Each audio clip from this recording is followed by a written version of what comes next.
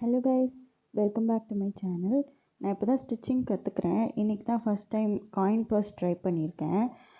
நீங்களும் ட்ரை பண்ணுறீங்கன்னா கண்டிப்பாக இந்த வீடியோ பாருங்கள். மெஷர்மெண்ட்ஸ், அதுக்கப்புறம் நான் பண்ண மிஸ்டேக்ஸ் எல்லாமே ஆட் பண்ணியிருக்கேன். உங்களுக்கும் யூஸ்ஃபுல்லாக இருக்கும். நான் நிறைய மிஸ்டேக் பண்ணதுனால எனக்கு இது பண்ணுறதுக்கே ஒரு 1.5 ஹார்ஸ்க்கு மேலே ஆகிடுச்சு.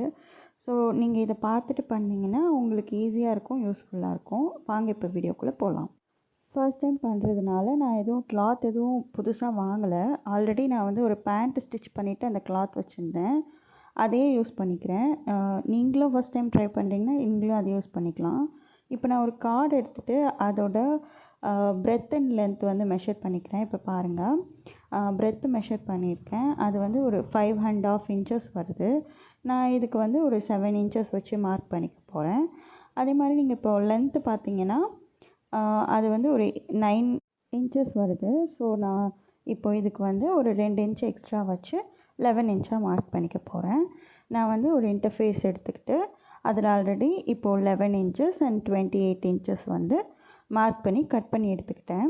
இப்போ இதை வந்து அந்த கிளாத் எடுத்து வச்சிடணும் இல்லையா, அது கூட வந்து எல்லா சைடுமே வந்து பின் போட்டு செக்யூர் பண்ணிக்கிட்டு கட் பண்ண போகிறேன்.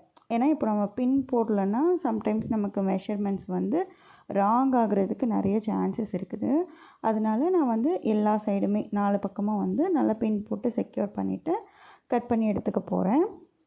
நான் இன்டர்ஃபேஸோட ஹைட் எதுக்கு 28 இன்ச்சஸ் எடுத்திருக்கேன்னா, நம்ம பிரெத்து மார்க் பண்ணும்போது உங்களுக்கு ஞாபகம் இருக்கா, 7 இன்ச்சஸ் வந்துச்சு. அதை வந்து 4ஆல் மல்டிப்ளை பண்ணி 28 எடுத்துக்கிட்டேன். ஸோ இப்போது அதை வந்து அந்த கிளாத்தோடு அட்டாச் பண்ணி அதை கட் பண்ணி எடுத்துக்கிட்டேன். இப்போது நம்ம இதே சைஸில் வந்து ஒரு லைனிங் கிளாத் கட் பண்ண போகிறோம். என்கிட்ட வந்து ரேஷன் வேஸ்ட் இருந்துச்சு, அதனால் நான் இப்போது வேஸ்ட் பண்ண வேண்டாம் வேறு கிளாத்துன்றதுக்காக அதே வச்சு சேம் சைஸ்க்கு கட் பண்ணி எடுத்துட்டேன். இப்போது நம்ம அந்த மேலே வரும் பார்த்திங்களா க்ளோஸ் பண்ணுற இது, ஸோ அதுக்கு வந்து ப்ளெயினாக இருக்குது அப்படின்றதுனால ஒரு வாட்டர் பாட்டில் கேப் எடுத்துகிட்டு அதை மேலே வச்சு அந்த எட்ஜஸ் மட்டும் கொஞ்சம் லைட்டாக மார்க் பண்ணி அதையும் கட் பண்ணி எடுத்துக்க போகிறேன். ஸோ அது வந்து கொஞ்சம் எட்ஜு வந்து கொஞ்சம் கிளியராக தெரியும் அப்படின்றதுக்காக, பார்க்க கொஞ்சம் நல்லாயிருக்குன்றதுக்காக நான் வந்து அதை கட் பண்ணி எடுத்துக்கிறேன். இப்போ பாருங்கள், கட் பண்ணதுக்கப்புறம் இந்த மாதிரி தான் இருக்குது. நெக்ஸ்ட் நம்ம என்ன பண்ண போகிறோன்னா, இன்டர்ஃபேஸ் வந்து அரேஞ்ச் பண்ண போகிறோம்.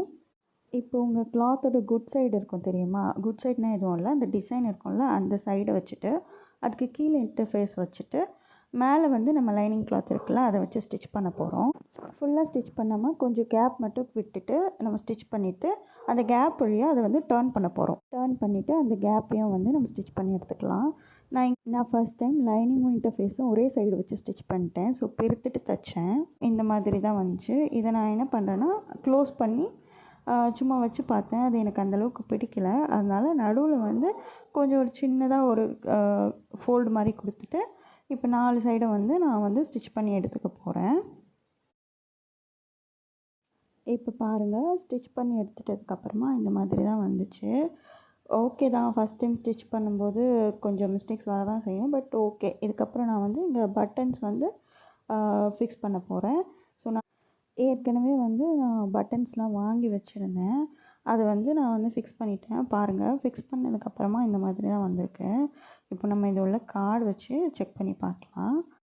ஓகே, கார்டு வந்து உள்ளே போகுது. நான் வந்து ஃபஸ்ட்டு வேறு மாதிரி தான் பிளான் பண்ணியிருந்தேன். ஆனால் இது ஸ்டிச் பண்ணும்போது நடுவில் வந்து கொஞ்சம் குழம்பிட்டதுனால எனக்கு இந்த மாதிரி தான் அவுட்புட் வந்துச்சு. நீங்களும் இதே மாதிரி வந்து ட்ரை பண்ணி பாருங்கள். பார்த்துட்டு எப்படி இருக்குன்னு கமெண்ட்ஸில் சொல்லுங்கள். நம்ம சேனல் சப்ஸ்கிரைப் பண்ணிக்கோங்க. தேங்க்யூ ஃபார் வாட்சிங். டாட்டா பாய்.